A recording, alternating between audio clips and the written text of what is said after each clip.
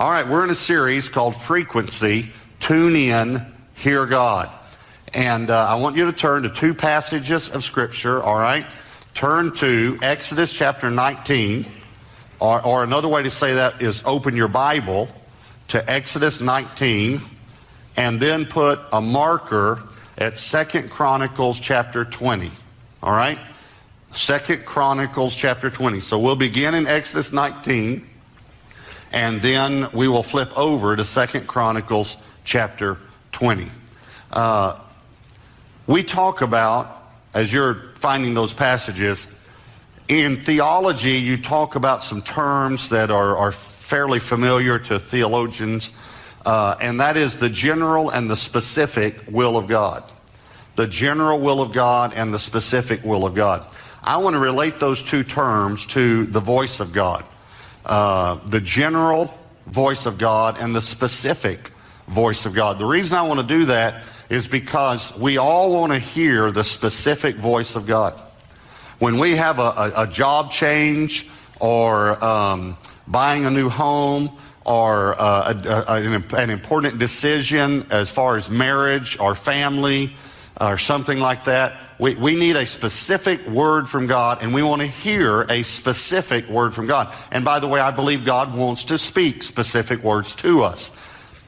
But my concern is that we're trying to hear specific words from God at different times in our lives without the habit of hearing the general words from God every day. And I think that if we just every 4 or 5 or 6 months or every few years have a big decision and we want God to speak into that part of our lives, yet we're not accustomed with how He speaks, and we're not in a habit of meeting with Him and hearing from Him on a regular basis, I think it's much more difficult to hear those specific words from God when we don't even know how to hear the general words from God. So that's what I want to talk to you about, and it's going to be very, very practical, all right? The title of the message is Value His Voice. Value His voice. Because I believe if we value something, then we will allot time for that. And if I said to you, do you value God's voice? Do you value hearing from God? We would all say yes. But then if I said to you, how much time in your daily schedule have you allotted to hearing God's voice? Many of us would be embarrassed by that question, because we just get so busy, we seem to hope that we have time to do this. So it's going to be very, very practical. This is going to be very practical. We've talked about the why of hearing God. We're going to start talking about the how to hear God, all right? So I have 4 points today. I branched out, and normally have 3, but I'm going to just go for it and see if I can do 4. 4 points. Here's number 1. Set an appointment. Set an appointment. I told you they're very practical. Set an appointment. If you want to hear God, set an appointment with God. All right, Exodus 19, look at verse 10. Exodus chapter 19, verse 10. Then the Lord said to Moses, go to the people and consecrate them today and tomorrow, and let them wash their clothes, and let them be ready for the 3rd day.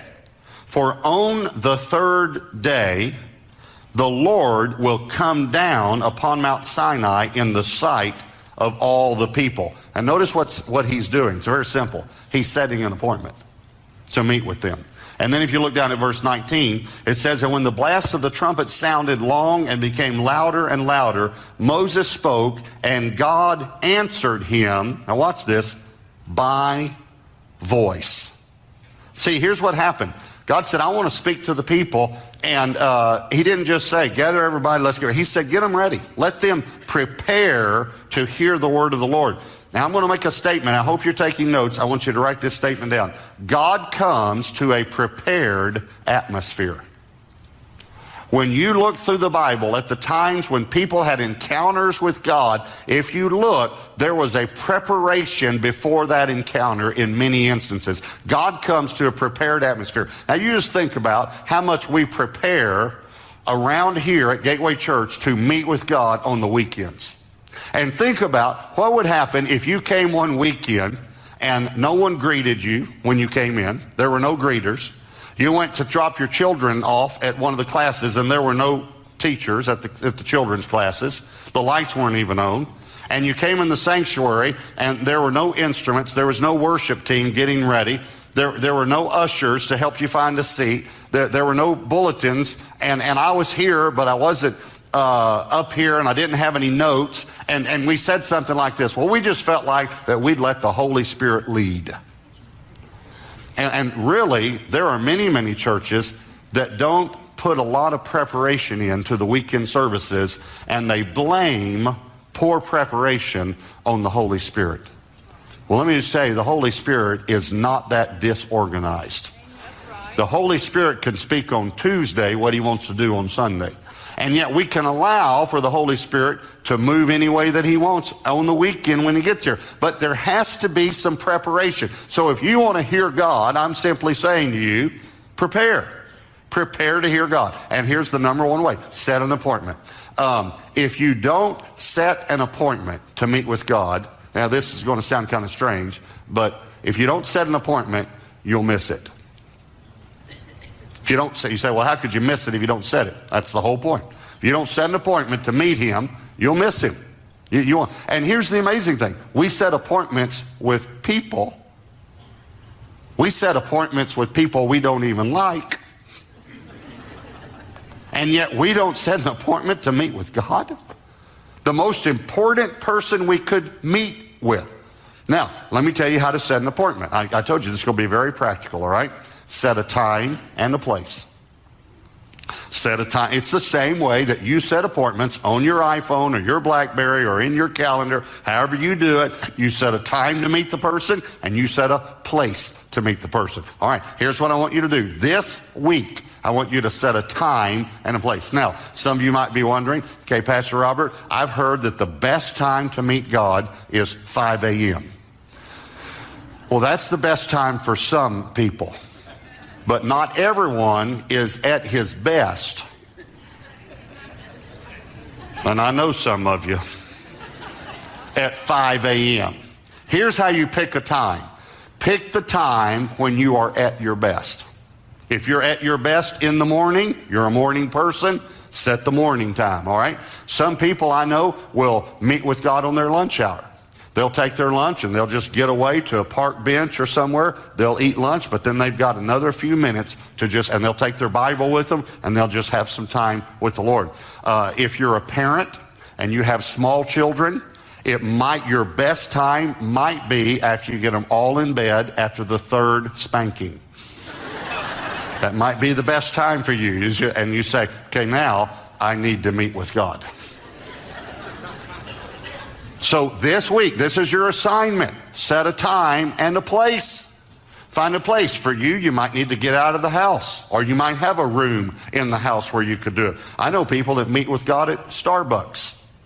They just put their earphones in, have their worship music going, have their Bible, and Pastor Tom Lane, our executive senior pastor. Does anyone know where he meets with God? To see how many people know this, McDonald's.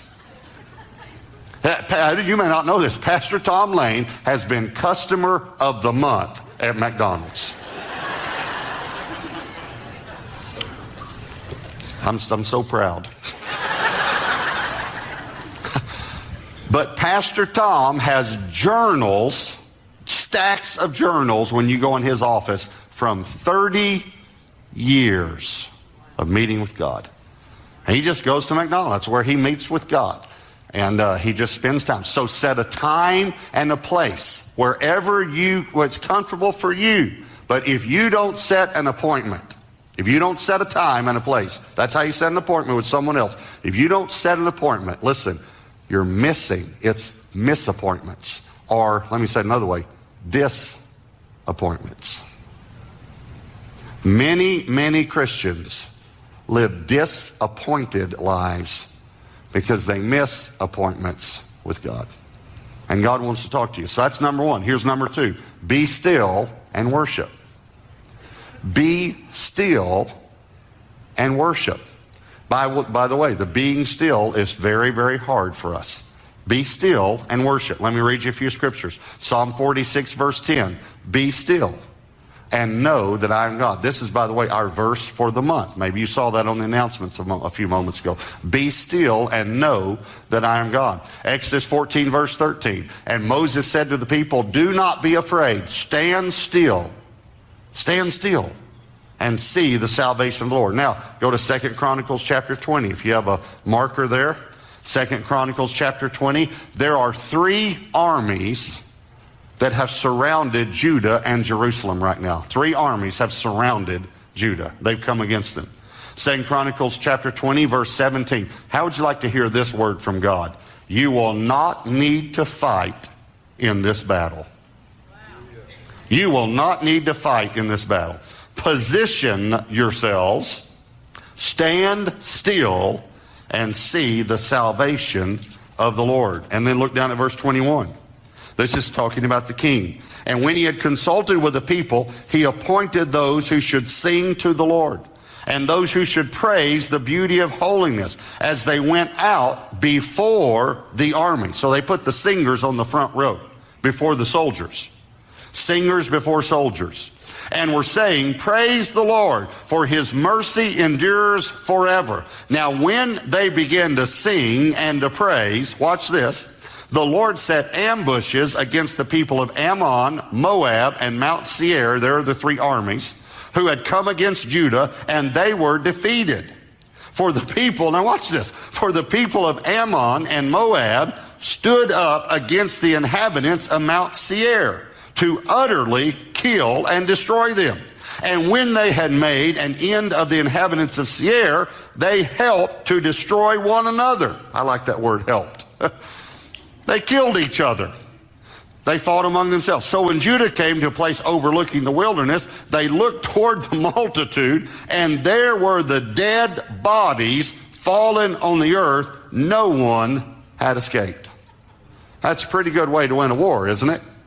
Just tell your musicians, hey, you guys go out first. Y'all just sing and worship God, and God will take care of the rest. Now, listen to me. Every one of us fight battles. Maybe you're fighting a battle in your health, or your marriage, or your family, your finance, your job, your finances right now. Okay. Stand still and worship. Stand still. Just get still before God. Yeah, a verse a while ago, Psalm 46:10 says, be still and know that I am the Lord. Now listen, is it possible that sometimes we don't know that he's God in this situation because we don't get still? Before you can know, you have to be still. Just start worshiping. All right, so now this is the way I do it personally. Debbie likes to use her iPhone with worship songs. I personally like to ask the Lord for a song. Every morning, I like to say, Lord, what song do you want me to sing to you today? And then the Lord will bring a worship song to my mind, and I will sing that song. Now, for me, I sing it I have my eyes closed, and I sing it on the inside. And that's just because if I sing out loud, people cry, animals howl. It's not a pretty sight, all right?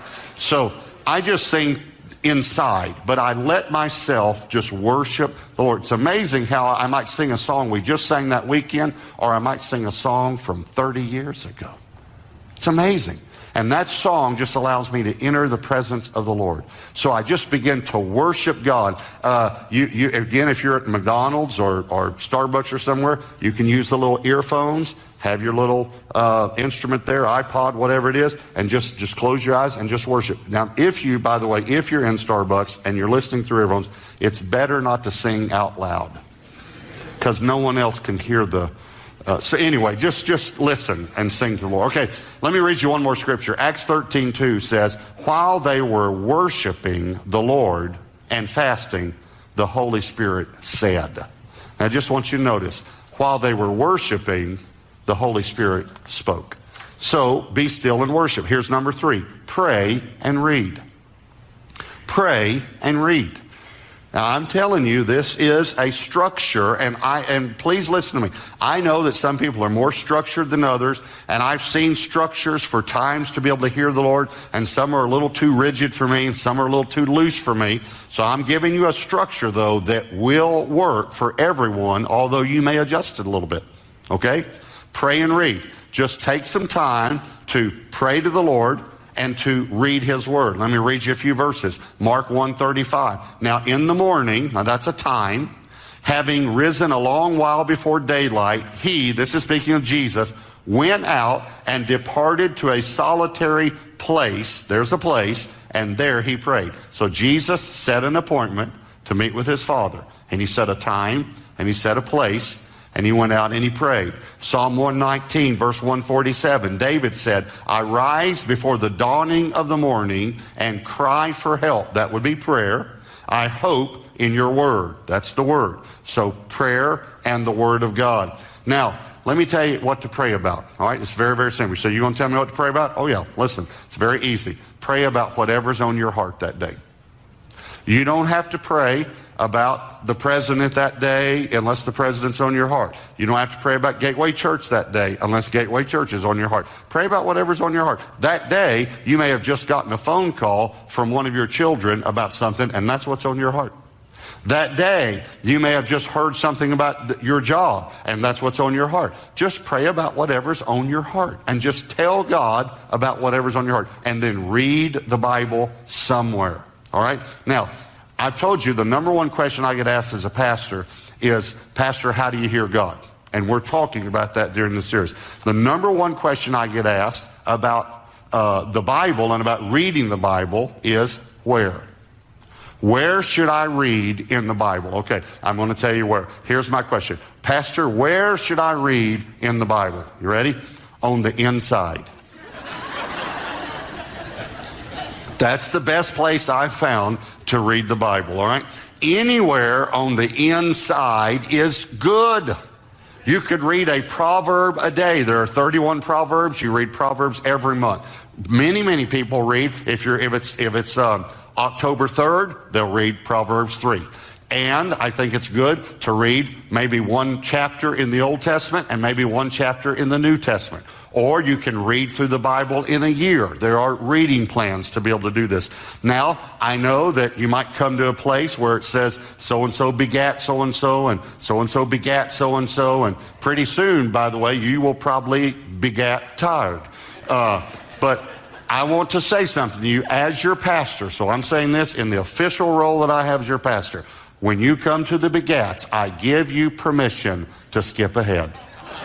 Okay? You have permission from a man of God, you can skip ahead, okay? Just read somewhere in the Bible. Read the Gospels, read the book of Acts, read the prophets. Just read somewhere in the Bible. I promise you, God will speak to you. Now, here's number 4. Listen and write. This is very important. Listen and write. Listening seems to be the hardest thing for us to do. But if we learn to do it, we'll hear God's voice. Now let me tell you a few things about writing, by the way, listening and writing. Let me read you a few scriptures. I'm going to read the first one out of the Message. And by the way, when I say read somewhere in the Bible, it would be good to get a New Living Translation or the Message or an NIV or something that is a dynamic translation rather than an exact translation, because it's easier to read. And this is just reading. This isn't studying. This is reading. So get a version that's easy to read. So this is Psalm 45:1 from the Message. My heart burst its banks. He's talking about his time meeting with God. Spilling beauty and goodness. I pour it out in a poem to the King, shaping the river into words. Here's what he's saying. When I meet with God, my heart just seems to overflow, and the best thing I can do is just write it in a poem. I just write like a poem to the Lord, to the King. That's what I do. I just write what I'm hearing. And we have, by the way, 150 of those poems that David wrote right here. 1 Chronicles 28, verse 19. This is David talking about the building of the temple. All this, now he's referring to all the details of the temple. All this, said David, the Lord made me understand in writing by his hand upon me all the works of these plans. Here's what he's saying. When I would meet with God, God would just speak to me about things about the temple, and I would just write things, and as I would write them, I would understand what God was saying. Habakkuk 2:2 says, then the Lord answered me and said, write the vision, and make it plain on tablets, that he may run who reads it. The best way I know, now listen, this is very important for me to say this to you. The best way I know to learn to hear the voice of God is to write when you're meeting with God. Write it. Now let me tell you how to do that, all right? Write your prayers. Instead of praying your prayers, write your prayers. Lord, I'm concerned about my daughter.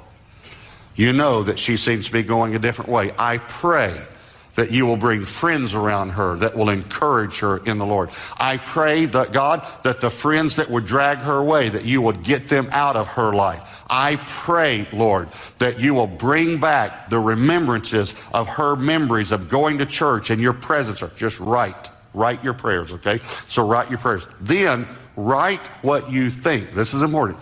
Write what you think God's answer would be to your prayers. You say, well, how do I know it's God? It's really, don't worry about that.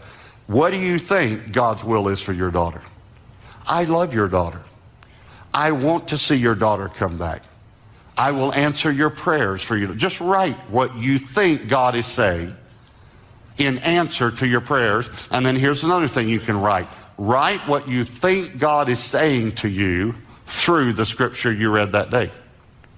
Let's say you read one of the Proverbs and it talked about how a wise man seeks counsel, and a wise man holds his tongue, and a wise man learns to control the words that he says. So you say, I think the Lord is saying to me that I should seek counsel in the decisions that are facing me, and that I should learn to speak wisdom instead of foolishness. And you just write these things. Listen to me, after a while, you'll be surprised. You will be shocked at how fast you won't even be able to keep up. And many of you have had this experience. God's speaking to you so fast, you can't even keep up fast enough to be able to write what he's saying to you.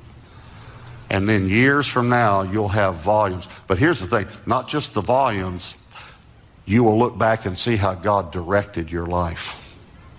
How God helped you make the right decision when you needed to make that decision. And you'll look back and say, thank you, Lord, that I showed up for our appointment.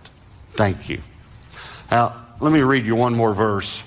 1 Samuel 3 verse 1 says, now the boy Samuel ministered to the Lord before Eli, and the word of the Lord was rare in those days. I want to zero you in on the word rare. The word of the Lord was rare. Now, this word rare in the Hebrew has the connotation of limited supply. Like we would say something is rare, it's limited. But that's a secondary meaning. The primary meaning of this word is valuable and precious. The word of the Lord was valuable. It was valuable and it was precious. And another way to really say it was valued. The word of the Lord was valued. People valued hearing the word of the Lord. Now I want to ask you something. Do you really value hearing God's voice?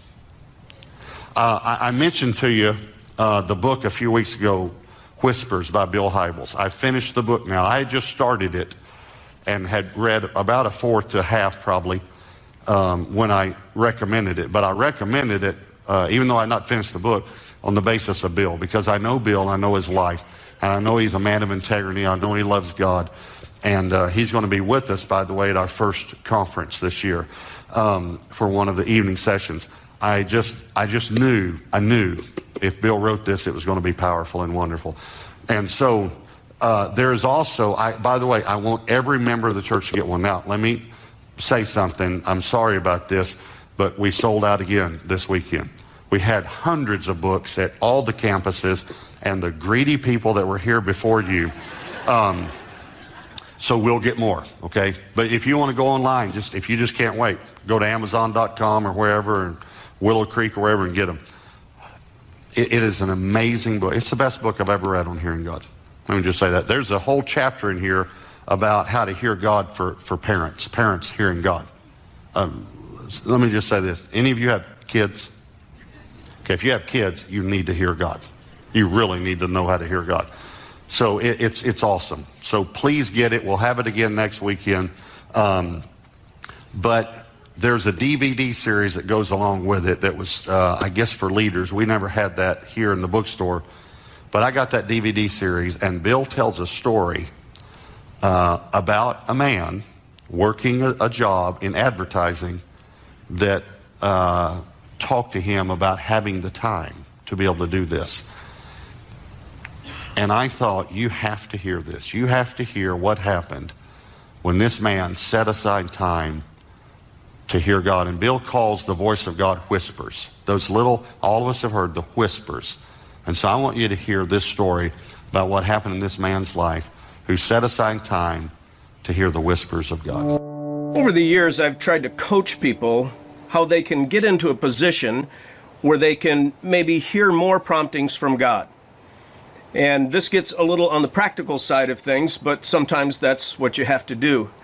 I remember coaching our whole congregation on these basics one day, and afterwards there was a young advertising executive who approached me after the service, and he said, "What kind of world do you live in that you could actually spend time every day, like meeting with God and listening for whispers?" He said, "I don't live in that kind of world. I commute to downtown Chicago, leave the house at 5:30 in the morning, get back at 6:30 at night. I just can't make room for that kind of thing in my life." And I said to him, "Well, I make room for anything in my life that I think has value. And I think listening to God and hearing his promptings and whispers has a value. So I'm not trying to compare my schedule and yours. I'm just saying I've made room for this in my life. You've got a choice to make in your life." And he walked away. I thought maybe I'd never see him again. Many months later, he came down and saw me after a service, and his countenance was different. He just looked a little bit more centered and maybe a little less frenzied. And he said, "I wondered if you and your wife would come over to our house for a dinner." And I said, "Well, I'll have to check with the boss, but I'll get back to you." And I did, and they lived in the area. And so Lynn and I went over to their home. And we were having appetizers, and he tugged at my sleeve and he said, "Come see something I've wanted to show you for a long time." And I didn't know what he was going to show me, but he took me to a room that overlooked his back deck, and there was a rocking chair, a really quality rocking chair. He said, "That day you told me that maybe I should, make time to quiet myself before God and read his word and listen to his whispers." He said, I went out and I bought a quality rocking chair. I love rocking chairs. And I decided I would make time in the morning to sit in that rocking chair and overlook my back deck, have a cup of coffee, and just read God's word and see what would happen. And he said, "I've been doing this virtually every morning since you gave me that challenge." Several months later, I was quite surprised. I ran into this man after a church service, and he said, "Could I have a private conversation with you? I'm thinking about leaving the advertising business." And I knew he had been very successful in that vocation. And I said, "Well, tell me about this." And he said, "Well, I sit in that chair every day. And as I've been searching God's word and listening for promptings, I just decided there's something of greater value that I'd like to do with the best hours of my day." And he said, "I'm good at advertising, but God's been prompting me a little bit. Maybe I could help you build Willow." And I said, "Well, no one's getting any salaries around here, and it's very hard work, and we don't know if the church is ever going to really make it. So I can't promise you anything really." And he said, "I've done quite well in advertising. My savings can hold me over for a time." I said, "Well, you go back to that rocking chair and you make sure this is of God, because I don't really want to take responsibility for your life and family." And so, several weeks later, he came back and he said, "I resigned from my position downtown." He said, "I'm ready to come to work tomorrow morning." And I said, really? And he did. And he started working as an unpaid employee at Willow and was a fantastic staff member. And the church was able to get a little bit stronger, and we were able to pay him a salary, again, as the church began to compile.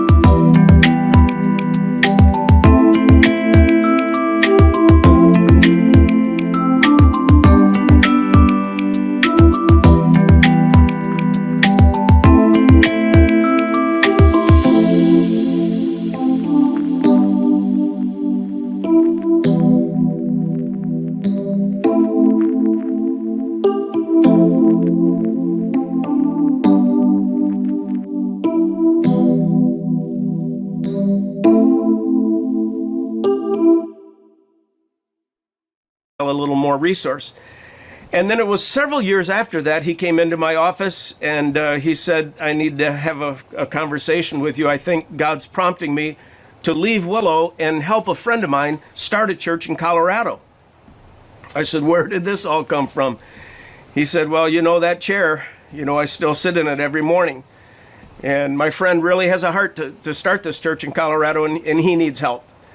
And he said, God's been prompting me. I think I'll go back into the advertising vocation out west, and maybe I can earn money to support the start of that new church.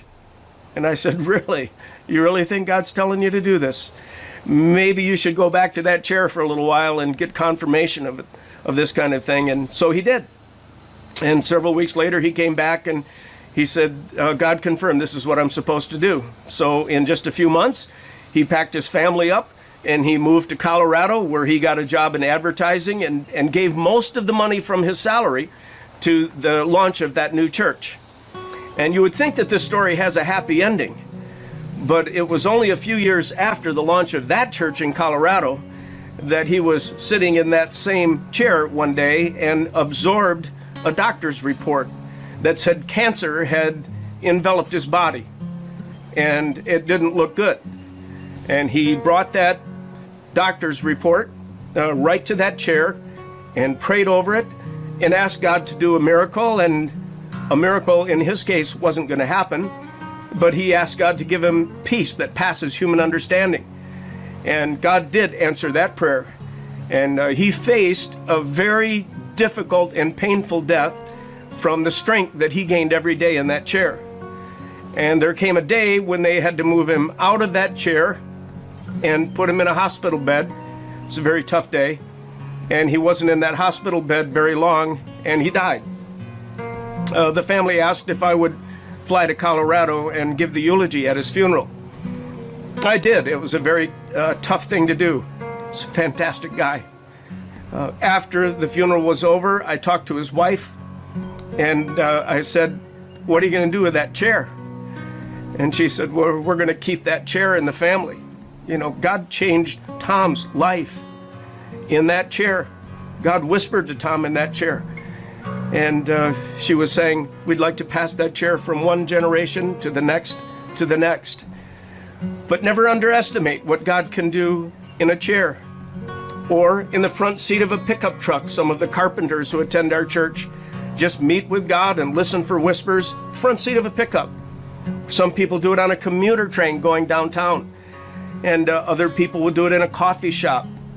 It doesn't matter where so much, just that you devote the time to quiet yourself, to listen to God, and to be open to what He might say to you.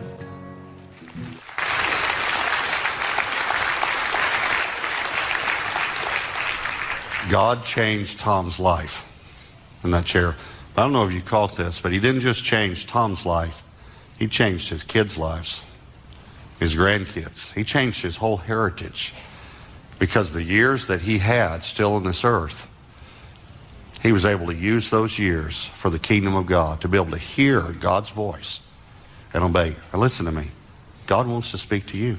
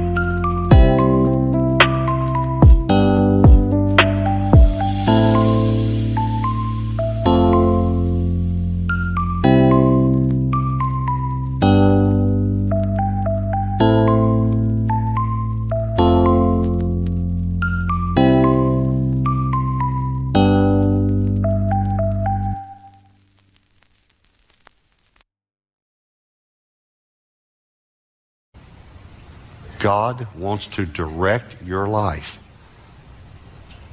You've got to give him the opportunity, though. Please, give him the opportunity. This week, set an appointment, pray about it, set a time and a place, quiet yourself and worship, pray and read God's Word, and then listen and write what the Holy Spirit is speaking to you. I want you to bow your heads and close your eyes. Every week I end the message with, what's the Holy Spirit saying to you? But I really believe that we know what the Holy Spirit is saying to us through this series.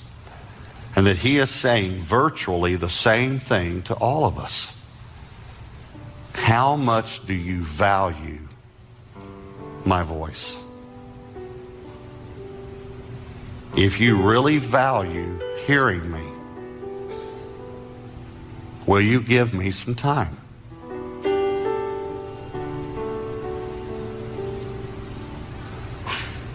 God wants to speak. The question is, do we want to hear? Will we simply set aside some time to listen to the Lord? And I'm asking every person here, every person, to make this commitment. And please don't feel bad if you've made a commitment like this somewhere in the past and you've gotten away from it, or you haven't kept up with it. And there will be days that you might not be able to do it. Maybe some days, but more than not should be our commitment. So will you make that commitment? And will you give us the opportunity to pray for you? If you're here today, no matter which campus you're attending, we want to pray for you. If you're going through any type of difficulty, and we all go through difficulties, maybe in your family, maybe in your marriage, maybe in your finances, maybe your health, maybe your relationship with God, maybe you're here and you feel like you've walked away from God, or you feel far from God. We want to help you. We want to pray for you. We've all gone through that. You're not alone. You're not a big bad sinner because you don't feel close to God. We've all had moments like that. And the Bible says that if we'll pray with one another, support one another, then the Lord comes through. So I want to encourage you. Again, no matter which campus you're attending, in just a moment, we'll have leaders here at the front at every campus.